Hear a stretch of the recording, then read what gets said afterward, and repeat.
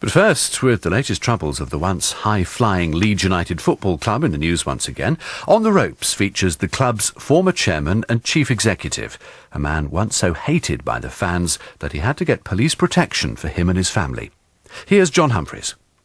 Peter Ridsdale should be the toast of Leeds. A local boy, he rose to become managing director of the store chain Top Man and then chairman of Leeds Football Club, his beloved Leeds Football Club. It all went well. Under his leadership, they rode high in the Premiership and reached the semi-finals of both major European competitions. But ask a Leeds fan today about Peter Ridsdale, and you'll be hard put to find one with a good word to say about him. He's remembered as the man who squandered millions of the club's money and started what has turned out to be a very steep decline. In fact, many blame him for today's problems, deepening financial trouble and likely relegation to the third tier of English football, even though he left the club more than 4 years ago. Before we get into the details of that, Peter Ridsdale, what makes anybody want to run a football club? It almost always ends in tears. I never expected to run a football club. I'd been a non-executive director for 10 years. And then one day somebody said to me, would like you to become the next chairman. And just like that. I didn't really have time to think about it. It was obviously very exciting. I don't think anything prepares you for it. And had I known then what I know now, I'm not so sure I would have done it. Although, having said that, I'm doing it again with Cardiff City. But I've learnt a lot of lessons. Do you need to know a lot about football? It sounds a stupid question, but in a way it isn't, because you're running a company, aren't you? You are, but of course, in this case, the product is both supporters and footballers themselves. I mean, as a non-exec director, it's very flattering, it's nice, you see the football from a nice seat, but actually, you're just a super fan. When you become chairman, it's very different. You were a fan, of course, of Leeds. I mean, you used to queue up outside Elland Road and... Yes, I was a fan from the age of 7, and it was my hometown team. It was my football club. I became a director, which was of itself very exciting. And then you become chairman, you have to pinch yourself. But obviously since then, it's been a roller coaster. Well, yeah, that's one way of putting it. And it did start out well. It started out very well. In fact, the start of the 97-8 season, I became chairman. The previous season, Leeds had scored the lowest number of goals for any team to survive in the top flight. And in my first season, we re-entered Europe by finishing 5th in the Premier League. We were then 4th the next season, then 3rd, and we got to 2 European semi-finals, and it was going very, very well. And we were reinvesting the money in some very good players. And that's probably an even bigger surprise why it went wrong. Now, you say reinvesting the money in some very good players. Others might say you squandered millions of pounds. Well, I don't accept it was squandered. First of all, it was a public company. We had a board of directors. There were 5 of us. Every single director made the decision to buy or sell a player, not just me. I was merely the figurehead. We had 2 extremely good non-exec directors, one of whom is Alan Leighton, who's now the chairman of the Post Office and very high profile, and the other gentleman called Richard North, who's now just become chairman of Woolworths in the last few weeks, was then finance director of Bass. I mean, these are very, very good businessmen, and we all collectively made decisions. And at the time, it was going well. The players we bought were doing very well on the field. But under one manager, David O'Leary, wasn't it, you spent £95 million buying players in, less than 3 years? That's an awful lot of money. It is a lot of money, but if you look at that, we spent that, but we also recouped an amount of money by selling players. If you take somebody like Rio Ferdinand, when we bought him for 18 million, frankly, I had sleepless nights worrying about that level of investment. But within 18 months, we'd sold him to Manchester United for £30 million. Sometimes you get it right, sometimes you get it wrong. Other players we bought 10 or 12 million, and we eventually ended up selling them for 7 or 8 million. So they were less good buys if you just look at the profitability, but they were quality players and they were performing on the field. Well, let me ask you about that as somebody who doesn't know very much about football. You decide to buy a player, obviously because he's a good player, but when you're running a business, which is what football clubs are these days, are you looking at that player as a commodity as well? Do you say to yourself, if I buy Ferdinand, 80 million, gulp, that's a huge amount of money, but I might get more for him when I sell him? How big a part of the calculation is that? There are 2 parts of the calculation. The first of which is the teams at the top of the Premier League who get into Europe earn the most money. And we therefore had a strategy that said we have to be at the top of the Premier League. If we get to the top, we'll get even more income. That generates the money to buy the players. And that was very successful to start with. The next question then is, if we buy them, do they have a resale value? And in 2001, we had the squad independently valued, and the squad was valued at over £200 million. And I think a £200 million squad, given we'd borrowed £60 million on a 25-year bond, seemed to me at the time like a good investment, but it became a bad investment the minute it started going wrong on the field. It was fine until we stopped winning football matches. And why did you stop winning football matches? I wish I knew. If I knew that, we'd have made sure it didn't happen. I mean, the fact is, 1st of January 2002, Leeds United were top of the Premier League. In 2001, the calendar year, would scored more points than any other club in the Premiership.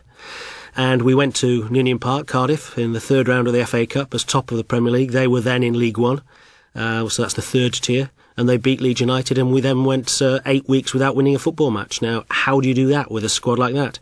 It also coincidentally timed with the end of the trial of Jonathan Woodgate and Lee Bowyer, and the publication of David O'Leary's book. Now, is it to do with the trial finishing? Is it to do with the outrage that suddenly poured upon me and the football club when the trial verdicts came out? Was it to do with David writing his book and losing the confidence of the dressing room?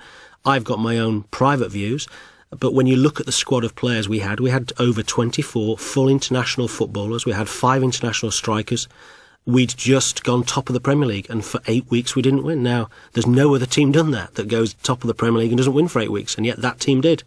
And I'm blamed as if it was the investment in the players. I don't believe it was. Well, I suppose you'd have taken the credit if they'd won all those matches, so it's fair that you take the blame if they lose all of them. Well, the issue with football, which is quite interesting, is when you win football matches, the manager's a genius, and when you lose, the chairman's an idiot. And the fact is, neither's the truth. At the end of the day, I've accepted that with the job you get the trappings of being a chairman, you get a good salary, etc. And therefore, when it goes Quite a wrong, lot in your case, was $600,000. In one season, it was 600. Everybody keeps focusing on that. I was actually Quite a lot of money. Well, at the time, in one season, I got a bonus because we got to the Champions League semi-final. The manager got a massive bonus. He got almost £1 million bonus, and I got 300,000 bonus. My salary the year before was approximately 300,000, and I think if you look at the annual accounts the year after, it was approximately 300,000. I got almost a 100% bonus for getting to the Champions League semi-final when we earned over £20 million of extra revenues by getting to the Champions League semi-final. An awful lot of money was being paid to the players themselves. It wasn't just the cost of buying them, it was the cost of running them, wasn't it? I mean, you were paying tens of thousands of pounds to an individual player. Well, that's staggering sums of money, tens of thousands a week. It is, but, it's like anything. You read on days of the week what, people like Jonathan Ross earn, and nobody says anything about that. The fact is our players at the time were paid the same amount of money as similar players at all the top teams. Manchester United, Arsenal, Liverpool. And it's demonstrated because when we sold players, let's take Rio Ferdinand as a classic example, he was paid a lot of money by Leeds United, but when he left to go to Manchester United, he was paid even more. There is a going rate for a footballer. Is it right? Isn't it too high? Well, the difficulty in answering that question is, the very easy way I can answer it is to say life isn't fair. If you look at people that I think ought to earn a lot of money, people like doctors and nurses and people like that, there is a going rate in the world for people who do those jobs, and regrettably, whether you're a pop star or whether you're a footballer or somebody in the media, there is a going rate there, and people can look at them and say, is it really value for money? I would find it very difficult to justify it in isolation. But if my supporters are saying, we want you to go and get the best footballers, you have to pay what the going rate is for those footballers. I can't justify it in absolute terms, but I can in terms of that's what footballers get paid. But you regret it? I regret a number of things we did. I think we said yes too often to the manager. I think one of the other issues we faced at Leeds is we bought too many quality players. We had too many players who felt they should have been in the team every week who couldn't get in the team because we got 24 plus international footballers. We should have said no. But every time we said yes in the first 3 years, we did better. We went 5th, we went 4th, we went 3rd. We had UEFA Cup semi-final, then Champions League semi-final. The money was coming in. So you got carried away? Well, I think that with hindsight, it was too easy. We sat down, I became chairman, and each year it got better. And as I used to say in my days in retail, in the good weeks when you sell a lot of fashion clothing, you probably don't quite know why, and in the bad weeks you don't quite know why it's a bad week, and it doesn't make you a good or a bad retailer this week and a bad one next week. The fact is we learnt a lot of lessons, and this, looking back, benefit of hindsight, I would do things differently. What? I would challenge the manager more, run it tighter. I still don't regret taking the debt on we did, but I do regret spending the amount of money we did on footballers. People have talked about other areas of supposed waste. Frankly, those people didn't understand what was going on and have put some of the other spending completely out of context. But in terms of footballers, we did buy too many. And we allowed the manager essentially to, every time he said he wanted a footballer, we said yes, and we should have said no. Lucas Radivi, former club captain, of course, said there was mismanagement under O'Leary and Ridsdale. They let the club down, overspending money that wasn't there. The club lost some great assets, and they've never recovered. Lucas is an outstanding footballer, or was an outstanding footballer, and is an outstanding gentleman. He is one of the nicest people in football. But with respect to Lucas doesn't know what happened behind the scenes. And when he says lost a lot of the assets left after I left. But footballers come and go over the years. And what I find very interesting is everybody's very happy for you to acquire the assets. But assets of themselves are exactly what it says, they're assets. And if you need to raise money against those assets, well, then you sell them. And what would you say to somebody like James Brown in The Guardian? He had his cake and ate it and then legged it, leaving everyone else feeling sick. Well, when you say legged it, when you've got 40,000 people threatening to do something to your family or your children or 40,000? yourself... Well, it felt like it at the time. We've got 40,000 in there. There weren't too many of them not pointing fingers in my direction, whether they were all for me or against me. You started the interview by saying there aren't too many people in Leeds saying something nice about me. And when you turn out of a football match and the home supporters are against you and putting personal pressure on to the degree that they were, and the press at the time was saying it's time to go, it's very difficult for the press then to turn around and say, I then legged it. I actually left because that's what people were saying I should do. And when you say had your cake, I was chairman of a public company. My pay was determined by independent directors based on what other people in the industry were earning. And that's what happens in any walk of life. You've got directors who determine what the right pay is for the chairman or the chief executive of the company.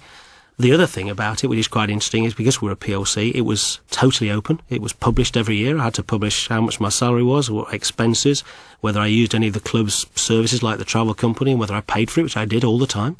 And so nothing was hidden. This was a totally transparent organisation. In the end, after 5 very successful years, it started to go wrong.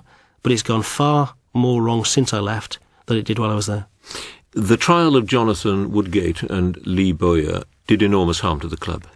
Absolutely. Leeds were believed to be everybody's second favourite team before they got arrested. We were playing good football. And they were arrested because of a fracas in a club because a man was very badly beaten. They were arrested because of fracas outside of a club, having left a nightclub in Leeds. Until that time, I say, everybody loved the football we were playing. It was refreshing, a young team, people were talking about us. And overnight, the world's attitude to Leeds United changed. And it was to Leeds United, despite the fact it was some of our employees who were arrested, as opposed to something Leeds United had done. You know, it was when they weren't working for us. It was on a Monday evening.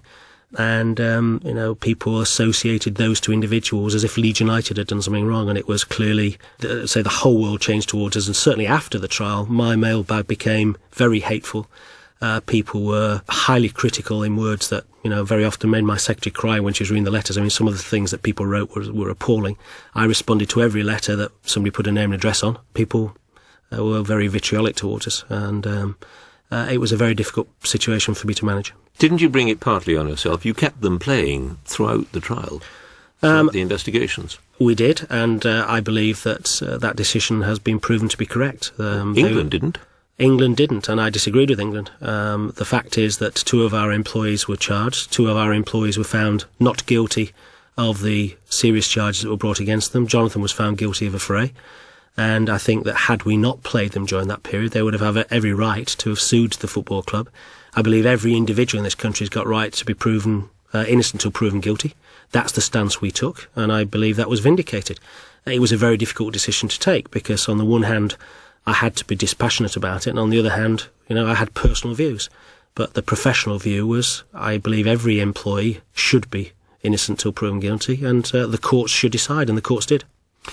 But even after the courts had decided, it wasn't the end of it, was it? And it wasn't exactly one of those legal outcomes that made everybody say, oh, well, they were nice boys after all. I mean, the Times headline, "Thug and Liar Walk Free."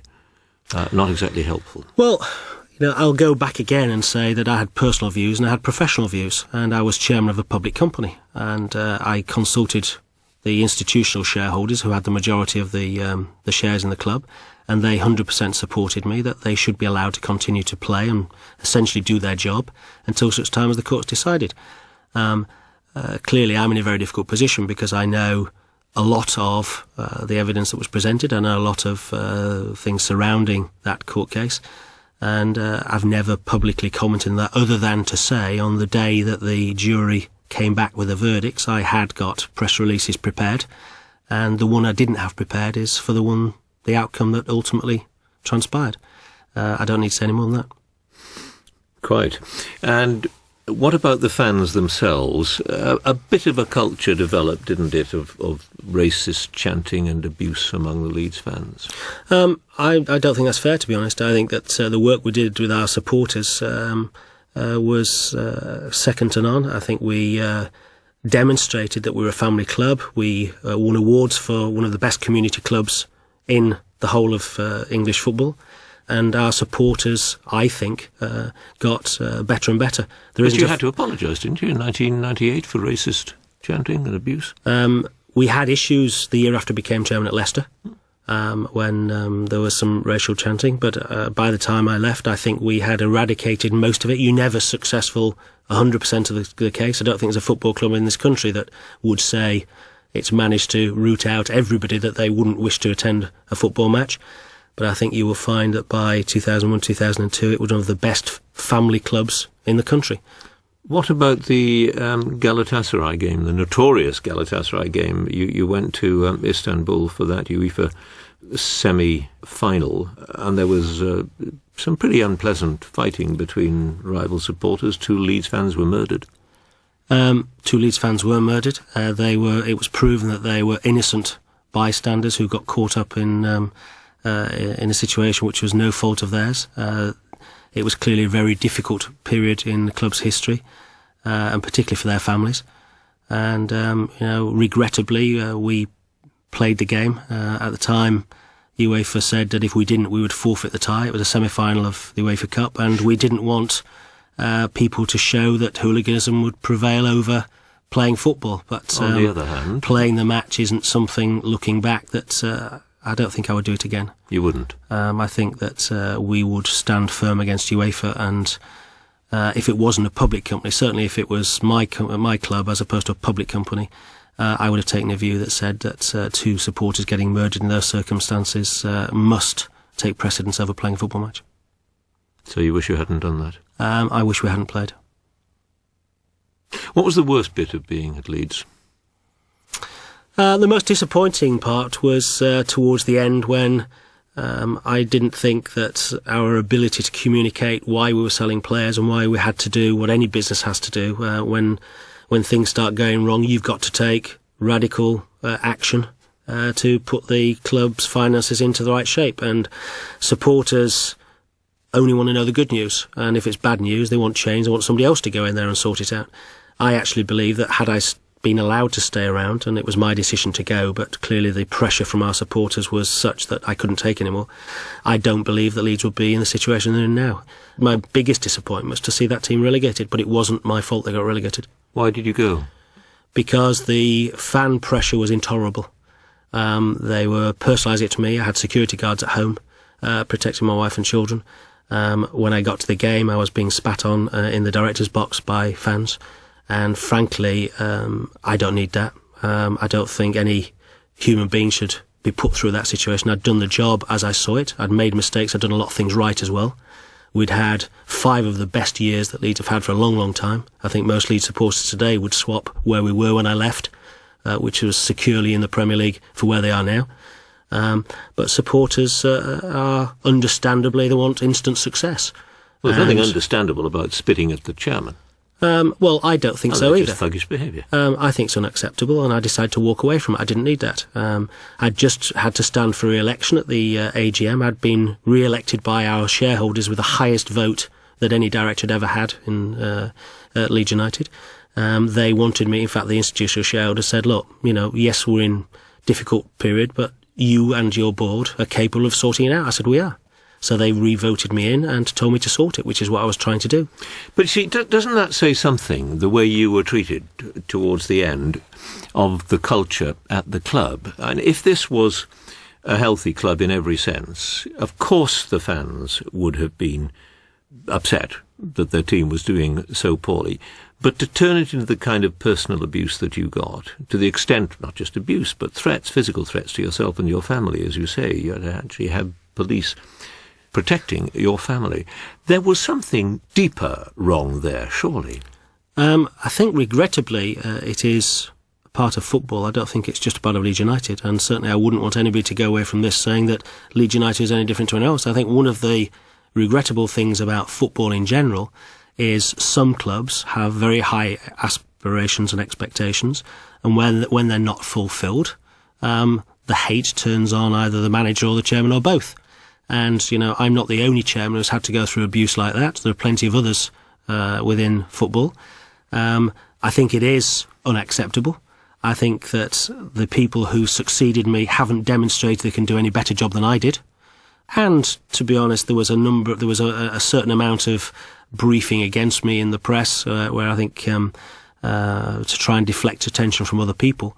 It was highly personalised. Well, I think football managers duck the issue. They're very happy to say that they want the player and you sign the player, and then when it goes wrong, it's not their fault. You're talking about David O'Leary, the man who sacked. Well, I think David did some of that. I think Terry Venables, who, I still see Terry and is a very likeable individual, but actually... You hired him? I hired him. The board decided to hire Terry. I'll stress that it was the board because I had a shortlist and he wasn't necessarily number one on my shortlist, but it was a board, it was a PLC, and a vote was taken. So I was chairman while Terry was there. It was a pretty controversial appointment. It was, and I'll stress again, the board made the decision. But Terry inherited a team that had just been in the top 5 the previous 5 seasons, and we were 16th by Christmas.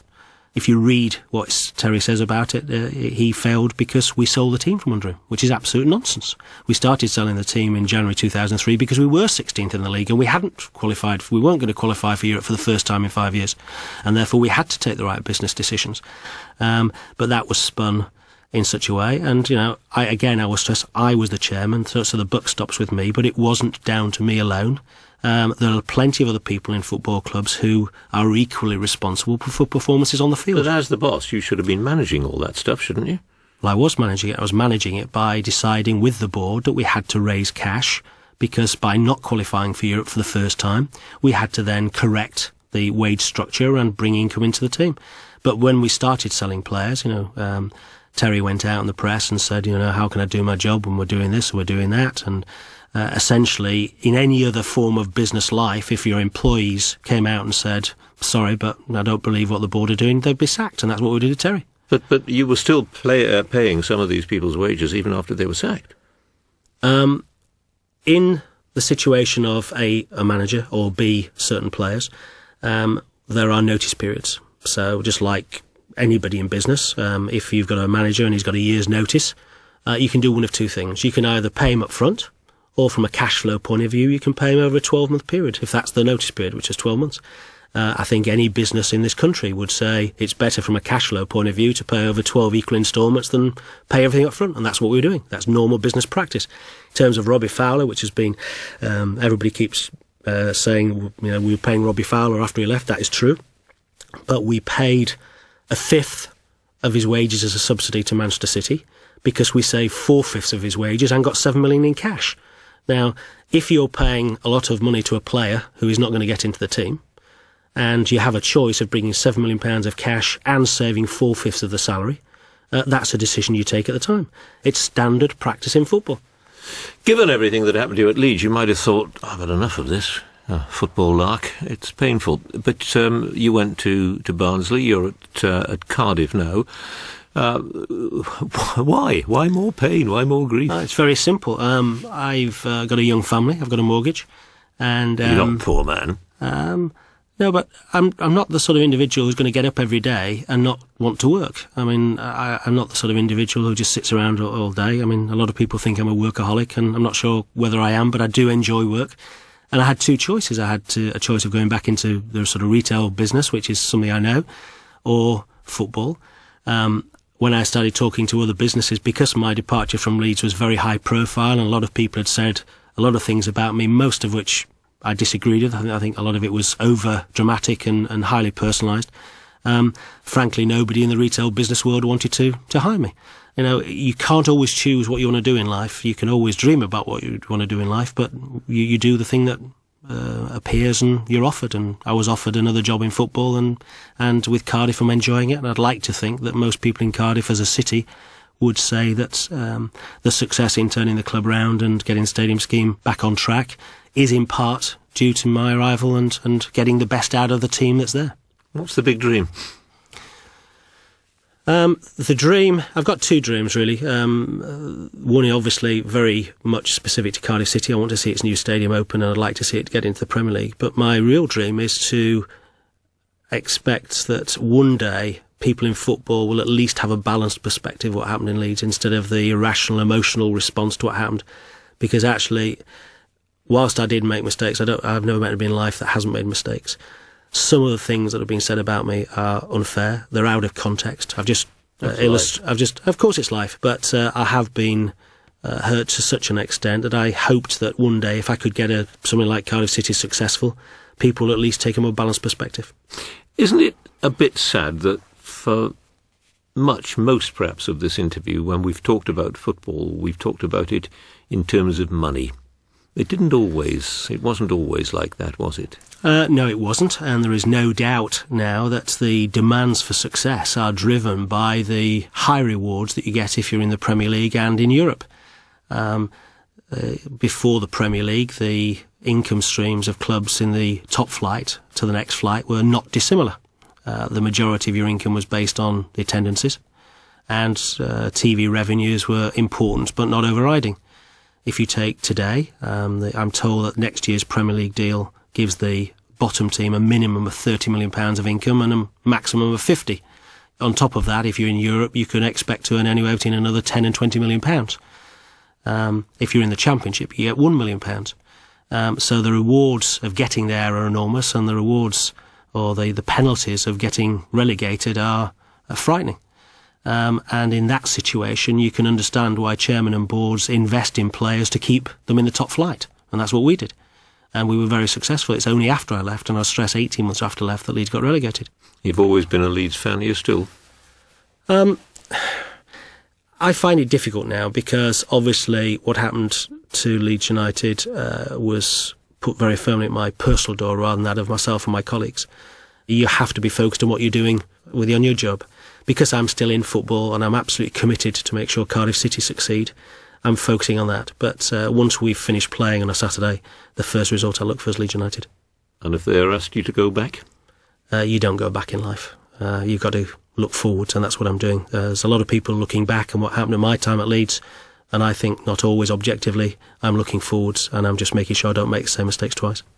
Peter Ridsdale, many thanks. Thank you very much. John Humphrys was talking to Peter Ridsdale, former chairman of Leeds Football Club.